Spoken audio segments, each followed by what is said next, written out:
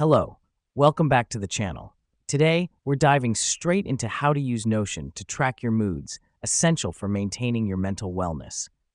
Firstly, open up your Notion app, click on the plus sign, and create a new page. Now, why do we do this? Well, this new page is where we'll set up your mood tracker. It's like your personal mood diary. Now that we've done that, let's name this page Mood Tracker.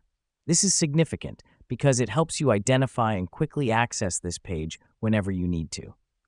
Next up, we add a table by clicking the slash button and typing table. Choose the inline option.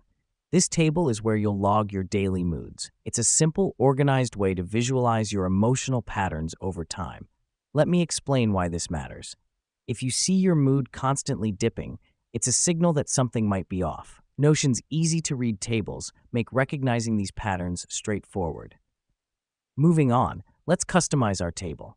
Rename the first column as Date, the second one as Mood, and maybe add a third one for Notes. This way, you can log your mood, the date, and any relevant occurrences or thoughts. The reason we do this is because context matters. If you're feeling low and you look back to see that it's always on days when you've been particularly stressed, you can take action to manage your stress levels better. We're nearly there. Now, each day, you'll fill in this table. Click on the New button at the bottom of the table, fill in the date, your mood, and any notes. Finally, review your table weekly or monthly. Look out for patterns and triggers. This helps you proactively manage your emotional health.